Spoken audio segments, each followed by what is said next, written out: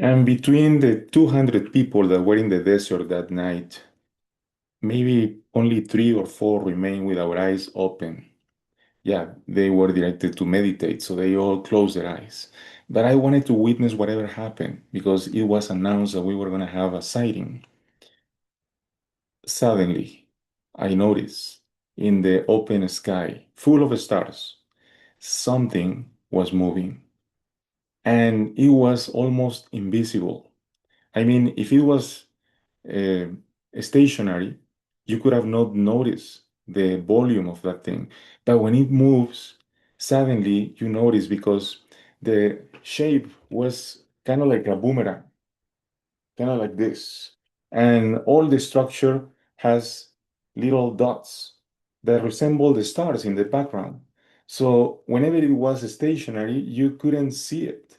But when it moves around, then suddenly you notice that the whole object was surrounded by some kind of force field that distort the light of the stars that were behind. So it was shocking to me to see such a massive structure moving so quietly, no sound of motors, and this thing just float over us, move around, and then went away, and then the initiations happened. Yes, that was a sighting. That was one of the sightings we have in the experience of contact of the Rama group. I told you in the previous video that I was trained in the ways of the group of contact that started in the 70s. This particular experience I'm telling you now happened in 1989. At the time, I was 19 years old. And yes, that thing was massive. And I can only compare that structure probably to the one that was seen in Arizona. Uh, what year was it? 19 or I don't remember exactly. Uh, but it was seen from different locations in Phoenix. And I remember because I was in Phoenix at the time. But this thing was different because it didn't happen over a city, it happened on the desert. Was that the first sighting? No, I had many other sightings, but very little. Maybe star-like objects moving at different speeds, changing directions, maybe doing zigzags at very high altitude. So that was the most common sighting we had. But this thing was really massive. It freaked me out the fact that such a massive structure didn't make any sound. That felt unreal. And not only that, once the thing moved over the group, it went like, I don't know, 500 meters away from the group. Then it stopped, it vanishes, but from the position it should be, I saw a beam of light going down at very high speed, kind of like someone turning on a laser.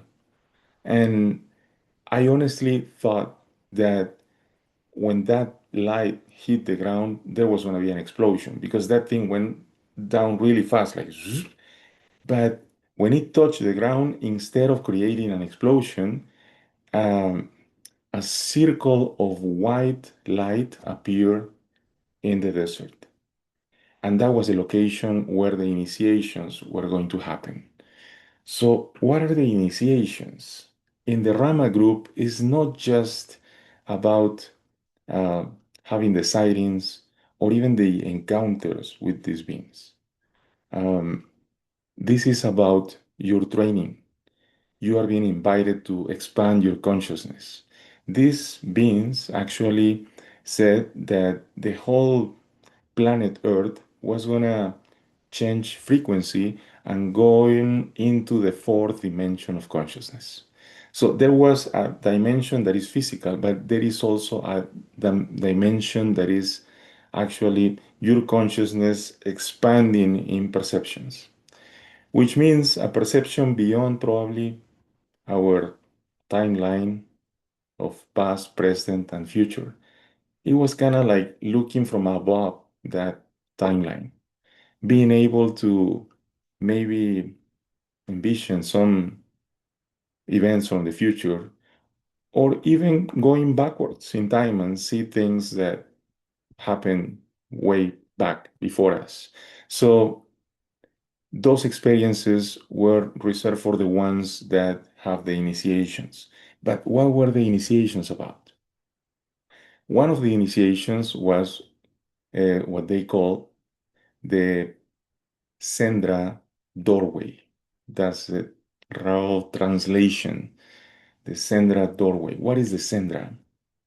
When those ships approach the group, sometimes they uh, shoot this beam of light on the ground, and then there was light in the ground, like the one I saw, or the formation of a dome over that location. The dome is sometimes visible, sometimes it's just felt, but many times the presence is felt in the energy. Because if you approach walking towards that field, you feel the energy in your hands, the vibration, or you can see the distortion in the images around you, or you can directly experience the light on the ground. Um, a change in temperature when you enter the field of that thing. And many times we could have experiences of, let's say, expansion of consciousness inside the dome. Some people feel that they were transported far away into uh, one of the bases of these beings, or maybe one of the spaceships. In my experience, was always an introspective thing. I went into the field, maybe I meditate in there, maybe I felt the presence or see the presence of these beings. But beyond that, I never traveled through one of those things, as many of the members of the group used to say they did. Now, I believe their experiences. I just don't know if the interpretation of the experiences is actually accurate, or if it has a symbolic content. I don't know. But definitely inside that dome or inside that field, many experiences happen, and that's the Sendra doorway. Another of the initiations was called the cosmic name.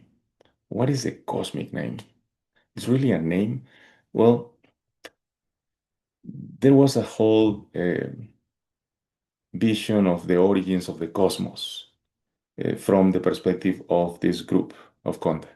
Okay, so they receive information about a time where uh, probably the humankind was seated on planet Earth. That's what they believe, that we were actually originally a lab in this planet, an experiment that somehow went rogue, and then we spread all over the planet and we forgot our origins. But they really believe that we have the genetics of these other races from outer space. So, saying that, they intervene in our history in different moments. And they say that our consciousness is been having this experience in different timelines, in different moments, with different physical bodies, kind of like reincarnation. And from their perspective, we have been here before in other physical bodies in other times. And those moments in time reflect some vibration. Let's say the sound Ra is related to the origins of the original lab where these original beings were seated in planet Earth. Ra, Am uh, are vibrations or syllables that describe that moment. Maybe the syllable Ni, N-I, reflect another moment. Maybe Middle Ages, but not in Europe, but in the African desert. And it's not that they assign you a name, is that because of the path you follow in your reincarnations, you have kind of like an energetic signature. So my signature sounds kind of like kaoni. And once I have my vibration, I can use it as a mantra. I can do a vocalization of this cosmic name. And that accelerate my vibration, and then it connects me uh, in direct line with them, and then we can exchange mentally, telepathically, or whatever is the need at the moment. Or we can ask for assistance, we can ask for company if we are alone in the desert or in the forest, things like that. So your vibration is yours only. It's something you can use whenever you need it, and is supposed to be like an extra antenna of energy in your body. You already have centers of energy, they say, but this is like an extra, an amplifier of your energy.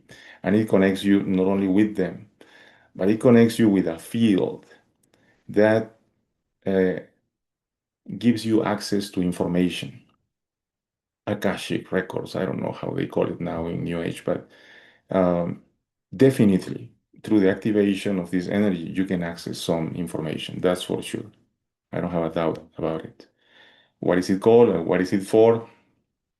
Oh, we should explore so much about this. I have more questions than answers. I'm just telling you what I experienced. So that was the cosmic name. Okay. Another of the initiations was called the cesium crystals. What is the cesium crystals? Yes, it's cesium, the radioactive element in the periodic table. But this cesium is supposed to be used to distort time and also used for time travel somehow. I don't know about their technology. I just have the reference of whatever they told us in the group. But they concentrate this cesium in this semi-physical, semi-etherical structure, crystalline structure. So it's a cesium crystal. When you are in one of those experiences, you extend your palms up, and then minutes later, the energy starts running and going through your palms until it forms the shape of this tetrahedron, probably. Some are really tall, some are just small crystals. They can be white, they are blue, they have different colors. I don't know exactly why the difference of colors, but they happen. Sometimes they are very visible, sometimes they are only felt. People that receive the cesium crystals, they experience the sensation of vibration in the fingers, all the hands start shaking, maybe the sensation of dry ice in your hands, in the palm of your hands. Sometimes you can see only the field of the white light bulb in your palm. Sometimes you see the structure. It depends on the situation, it depends on the environment, of many different factors, but most of the people can sense the presence of this thing forming in the hands. Sometimes in one hand, stronger than the other. When the instructor notice, because yes, we have instructors in the group, the people with more experience, so they already received their crystals, right? So when they see the newbies that are waiting for the reception of the cesium crystals, they go around the circle looking at their palms. When they notice these structures have formed, the instructor cross your palms and get them closer to your chest. Then you put your palms on the chest, and these tetrahedrons go one into the other and interlace, creating this six-pointed star, three-dimensional, inside your chest at the level of what they call the spiritual heart, or I don't know, the thymus gland, probably in this area. But the sensation is powerful. When you integrate those things, you feel the not just the energy, but acceleration of your heartbeat in a matter of seconds. It's like it's very strange when you have the experience. And after that, you are supposed to have this amplified field of energy. In this case, you can use these crystals to translate some of the energies you are receiving because there is information in every level of energy you receive. And also, this is like a preparation for the um, entering into the fourth dimension of consciousness. So, thousands of people around the world have received this initiation too. And you don't have to believe any of the things I'm telling you. I'm just doing here my own disclosure of the experiences I had. At 19, I had an interpretation of what was that about, and obviously in the line of thought of whatever they share in the group. Now, after more than 30 years and living the experience of contact in different uh, places in the planet, and through the years, my perspective changed a lot. But I'm telling you, how was that experience of contact? How were the initiations?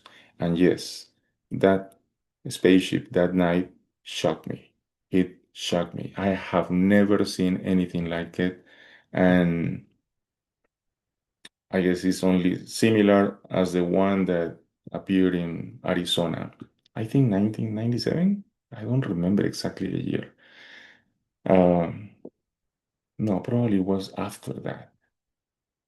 Well, about those years. I don't remember.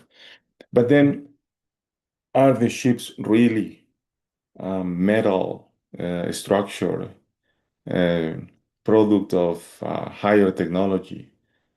I honestly don't know. I've seen ships that are so strange. They can move like medusas in the space. They stretch. Uh, in other occasions, I've seen them uh, changing the shape. They were maybe like elongated and then they become a one uh, spheric thing. In other occasions, I've seen them change directions in a sudden move, 90-degree, at such high speed that is impossible. I mean, if we respect the laws of gravitational force, it's impossible that someone survived that angle at that speed. Once in Mount Shasta, I was by myself on a Thursday. I arrived before the group that was going to come next day. So I was building my tent.